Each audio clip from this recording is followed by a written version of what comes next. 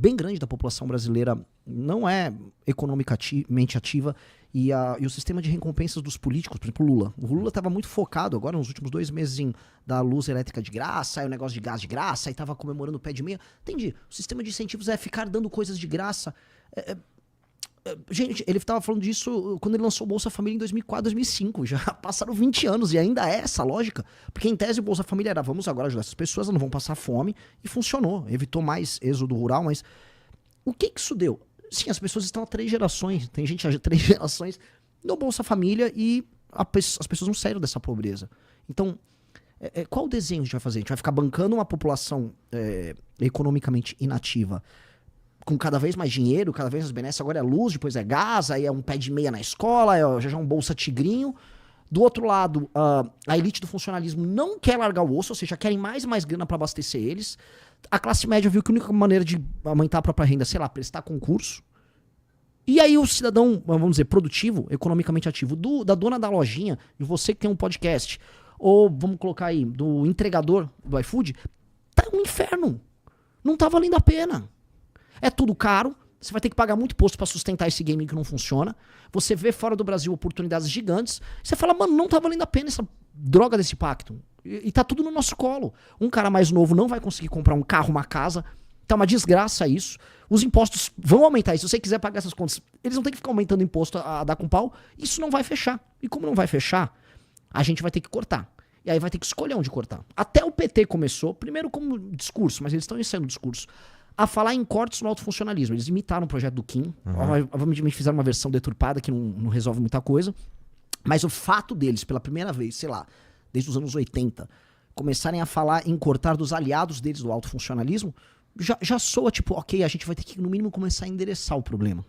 Eles não vão tocar, mas né, já é sintoma, tipo, eles já sentem que vai dar merda. Tem a ver com isso que você está falando do colapso das contas públicas de 28. Sim, o Marcos Lisboa, do INSPER, ele tem assim, muitos vídeos, ele tem documentos que estão rodando e mostrando, assim, esse colapso é iminente, o próximo presidente vai pegar e vai demandar, por isso que eu falo, uma questão de reforma política, vai demandar uma série de tomadas de decisões. Por exemplo, como é que, se a gente cortar, por exemplo, gastos da elite do funcionalismo e super salário, dá para cortar aí, buscar um corte de uns 50 bi. Emenda, que é uma grande inutilidade. O Estado brasileiro não tem capacidade de investimento. A gente não consegue investir nada. Isso tem a ver, inclusive, assim, por que você não consegue comprar uma casa? Por que sua rua é uma droga? Por que você não tem uma infra decente para exportar? Tudo isso é incapacidade de investimento.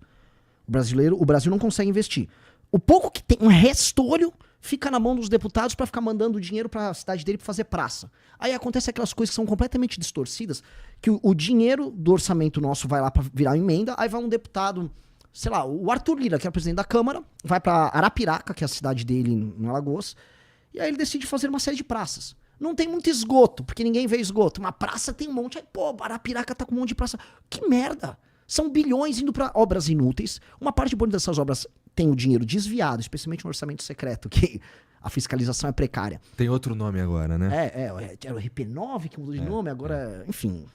E esse dinheiro vai, é injetado nas campanhas políticas e no sistema de compra de voto. O eleitor, que não é herói, não é vítima, é cúmplice. O eleitor vende voto, porque se tem alguém comprando, alguém também tá vendendo. Ninguém botou uma arma no eleitor pra...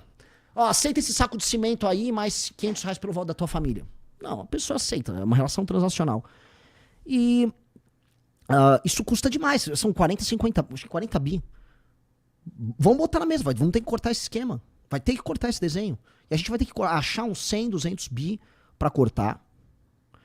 A gente vai ter que preservar certas funções essenciais do Estado e precisa, porque as pessoas basicamente que estão numa condição de muita pobreza não vão poder perder auxílios, mas a gente vai ter que alterar o sistema de recompensa para que as pessoas que trabalham e produzam, elas não se sintam otárias. E hoje, a pessoa que trabalha e produz está cada vez mais se sentindo otária. Da dona da loja, talvez a você, que é um cara que é um empreendedor, ou um motoboy que tá entregando, cara. Não tá fechando, não tá rolando. Tu acha que é mais possível que role esses cortes aí, que termine, por exemplo, algo como as emendas, ou que a gente imprima mais dinheiro?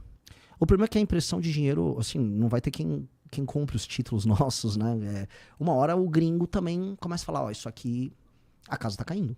E já começou a acontecer, a gente já teve problema de rolagem de dívida nesse governo. Então, com um colapso iminente, com uma falta de credibilidade, Aí vira uma argentinização. Ah, vou começar a imprimir dinheiro, vou emitir título, vou precisar jogar os juros na puta que pariu. E aí, sabe? Isso não fecha. Uhum. Vai precisar mexer.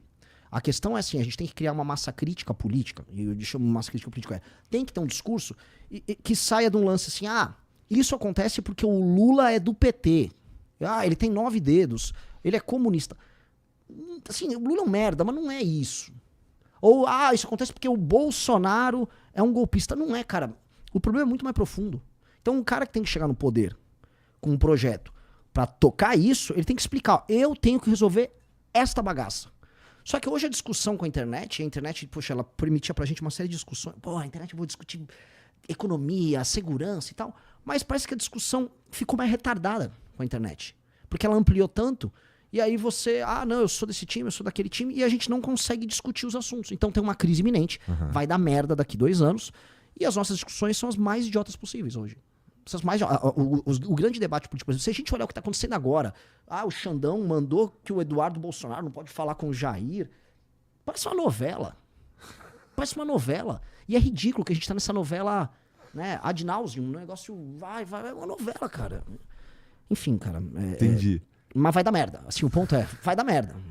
E a gente vai ter que ver como se utiliza da merda para gerar um projeto e falar com o projeto gerar uma força suficiente para fazer as partes cederem. Então, o autofuncionalismo vai ter que ceder, a política vai ter que ceder, mas ceder muito, e aproveitar esse momento para criar um novo sistema de incentivos. O que é um novo sistema de incentivos? Definitivamente a gincana eleitoral, que é uma coisa que eu quero propor, quero jogar aqui pra galera discutir, gente de qualquer lado político. Porque isso aqui que eu tô falando é muito mais sobre centrão e muito mais sobre sistema do que direita ou esquerda. Eu quero colocar o seguinte: o sistema de incentivos para um partido investir em uma candidatura, já que agora eu já vou virar dirigente partidário, vou ficar gordo, aquelas coisas. É o seguinte, qual o sistema, qual game? Você vai e você tem que pegar pessoas populares ou pessoas que têm uma estrutura política, e esses caras vão ganhar eleições, você ganha de fundo eleitoral por eleito, se eu não me engano é 12 milhões de reais de fundo eleitoral a cada 2 anos por deputado eleito. Fora o valor proporcional de fundo partidário. Fora a cota de televisão que você ganha com isso. Então, o sistema de incentivo é preciso eleger esses caras aos montes. Se esse cara é um bom deputado federal ou ruim, não importa. Não importa. Esse cara tem direito à emenda. Se ele tá no bom esquema, ele pega a emenda com orçamento secreto. Joga na base dele. Na base dele alimenta prefeito e vereador. 2 anos tem eleição. Esses caras que é uma base de uma estrutura super capilarizada para comprar voto. Aí eles vão na gincana de 24, como foi essa última, e vai ser a próxima em 28, comprar voto ali no varejinho. Chega a eleição de 26, a eleição grande, deputado, presidente, aí tem as compras no atacado. Essas estruturas, o sistema de incentivo todo é emenda, dinheiro, compra de voto, políticos que tenham capacidade de executar isso.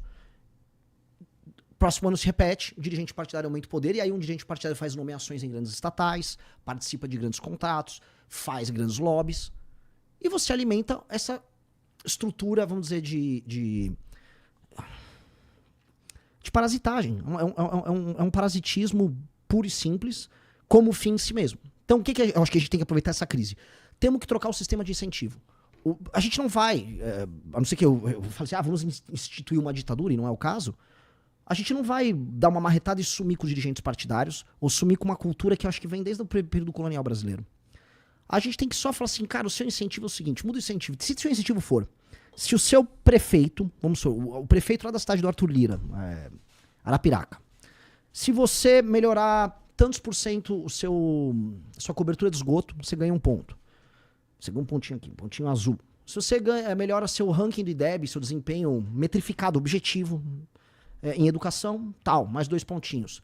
Você reduziu o número de homicídios e assaltos, ganha mais 3 pontos. Você soma uma pontuação, cada ponto significa tanto em ou fundo eleitoral, ou esse município poder receber uma emenda. Aí, cara, esses caras que não são trouxas, um Kassab, um Valdemar, eu preciso de bons prefeitos, bom gestor público. Porque o jogo tá aí. O jogo como tá, o sistema de recompensa é dado por um elemento muito subjetivo, que é o eleitor, no dia da eleição, que pode estar com fome, querendo um saco de cimento, querendo que alguém faça a cobertura do telhado dele em vários municípios em Minas, no Nordeste, São Paulo também, tem isso, ó, te dá as telhas, te dá o material de construção, é muito bom, porque é um material que se desvia da obra superfaturada, né? Você já faz o game já todo. tá inteiro ali. Já tá inteiro ali. E esse cara, se a gente quebra, né, desculpa, eu acabei olhando um saco de cimento, eu acabei. Mas assim, se a gente quebra esse sistema de incentivo e usa o sistema de incentivo para gestão, eles vão reorientar a lógica política para atender isso. Nossa, mas tu vai precisar de muito esforço, assim. Precisaríamos de muito esforço para essa transformação aí. Ou de uma crise, assim, irremediável. Eu acho que, enfim, como não vai haver boa vontade dos caras. E como mesmo no nosso projeto no partido, eu não acredito que a gente vai mobilizar metade da população brasileira neste ponto específico. Eu acho que é uma crise, ela vai ajudar as pessoas a se atentarem para o problema. Porque já está tendo. Eu vou dar um exemplo. A maior parte dos prefeitos de cidades pequenas, a gente montou um índice, inclusive, na equipe nossa da Valete, para pesquisar sobre isso. As cidades pequenas, assim, especialmente no Norte e Nordeste, Minas bastante, tem algumas em São Paulo, mas tem em todos os estados do Brasil. Inúmeras cidades, elas são incapazes de autossustento em termos econômicos. Uma boa parte da população vive, por exemplo, ou de auxílio BPC, Bolsa Família, ou está empregada na prefeitura. Ou seja, se você isolar aquela cidade do mundo ao redor, aquela cidade ela é incapaz de se sustentar. Ela depende de dinheiro que vem de outras cidades que vão para a federação e a federação distribui. Esse arranjo é impossível. E como está faltando dinheiro para o governo, está faltando dinheiro também para fazer repasse para as prefeituras. Como está faltando dinheiro para fazer repasse para as prefeituras, a prefeitura está... Né, teve greve de prefeito em 2023. E que foi uma loucura. Assim, foram mais de 100 cidades. Os prefeitos fizeram greve porque acabou o orçamento. E eles sabiam que acabava o orçamento. Os do Nordeste foi muito engraçado que eles esperaram para reclamar após o São João, que eles se endividaram, fizeram o São João, você precisa entregar o São João, e aí depois acabou o dinheiro, e foram fazer uma greve. Não dá, o cobertor tá muito curto. Isso que eu tô propondo é uma proposição de direita, de esquerda, do quê? De centrão. É uma anti-centrão, né? Assim, porque no fundo, a indústria que alimenta esse jogo de carta marcada, essa gincana que eu tô falando, é o centrão, é aquilo que a gente chama de centrão. Por excelência, um município que não funciona direito, que é pobre, tem IDH baixo, analfabetismo, que não se banca, que tem um cara comprando o voto dessas pessoas pobres, é um município administrado pelo centrão. E a gente provou, a gente fez um estudo, tá na revista Valete, que quanto mais baixo o IDH e menores esses índices que eu descrevi, maior a quantidade de voto no centrão, em candidato do centrão. Então existe uma correlação. O centrão é o parasita que vive da pobreza. A discussão se é esquerda ou direita acontece, em geral, com pessoas que já subiram um grau ali. Então você vai ter em lugares, por exemplo, que o IDH é mais alto, e você tem uma renda maior das pessoas, as pessoas são mais autossuficientes, aí elas vão tomar decisões de voto baseado, por exemplo, em ideologia. Uhum. A gente tem esse problema que vem antes, que é, ok, eu preciso acabar com o sistema de compra de votos no Brasil, porque os políticos que vendem compra voto não têm compromisso em votar com nada, e o que interessa para eles é ter grana para se manter se replicando. Eu diria que esse é o problema número 1 do Brasil. De longe. Esse é o grande problema do Brasil. Se a gente um dia conseguir resolver esse problema, eu não digo que os outros problemas vão se resolver sozinhos, mas a capacidade da gente fazer grandes reformas para mudar o Brasil se altera, porque a dinâmica em Brasília se altera, porque os políticos no Brasil se alteram e a natureza toda do jogo se altera. Para isso precisa de uma nova Constituição, por exemplo? Não, por incrível que pareça, isso que eu estou falando, esse sistema de recompensas, não precisa de nada. É uma lei você pode fazer uma alteração na lei dos partidos políticos, e na lei própria que rege o sistema. Eu nem sei se é a lei eleitoral, sabe? Porque ela é basicamente uma lei que dispõe sobre partidos políticos, remuneração, e a parte de emendas, talvez seja uma lei. Acho que não era da material constitucional, lei normal, lei complementar. Uhum. Acho que seria algo simples. Ela não passa, ela não é discutida porque ela altera uma tradição política nossa, que a gente dá o nome de patrimonialismo, que para mim é a razão do nosso subdesenvolvimento.